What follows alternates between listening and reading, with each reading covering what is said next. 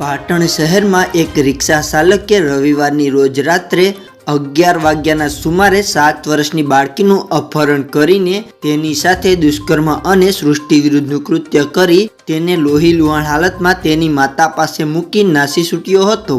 આ અંગે ભોગ બનનાર માસૂમની માતાએ પાટણ બી ડિવિઝન પોલીસમાં ફરિયાદ નોંધાવતા પોલીસે ગણતરીના કલાકોમાં જ રિક્ષા ચાલકને ઝડપી પાડી કાર્યવાહી હાથ ધરી છે।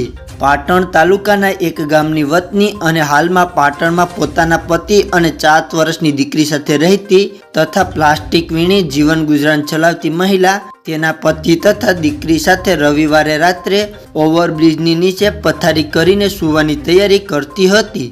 તે સમયે રાત્રે 11 વાગ્યાના સુમારે પ્રજ્ઞેશ સાધુ નામનો રિક્ષા ચાલક પોતાની રિક્ષા લઈને આવ્યો હતો અને 7 વર્ષની બાળકીને રમાડવાના બહાને પોતાની રિક્ષામાં ફરવા અને નાસ્તો કરાવવાના બહાને લઈ ગયો હતો। રિક્ષા ચાલક પ્રજ્ઞેશ સાધુ અવારનવાર આ મહિલાના પતિ પાસે દારૂ પીવા માટે આવતો હોવાથી આ મહિલા તેને ઓળખતી હતી। દરમિયાન અડધા કલાક પછી પ્રજ્ઞેશ સાધુ બાળકીને લઈને પરત આવીને તેને બ્રિજની નીચે બેઠેલા તેના મા બાપ પાસે મૂકીને જતો રહ્યો હતો।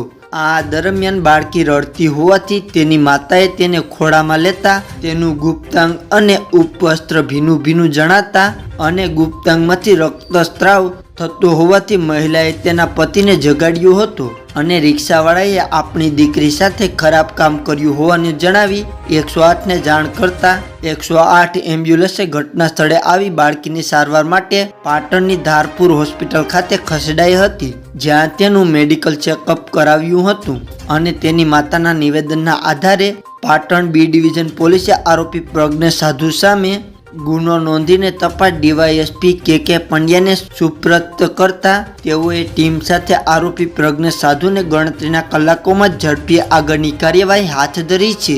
ઘટનાની ગંભીરતાને ધ્યાનમાં રાખીને ફોરેન્સિક ઓફિસર તથા પોલીસ અધિકારીઓ અને કર્મચારીઓ ઘટના સ્થળનું પંચનામું કર્યું હતું। તો મિત્રો, અત્યારના સમાચારમાં હાલ બસ આટલું જ। હવે મળીએ એક નવા સમાચાર સાથે।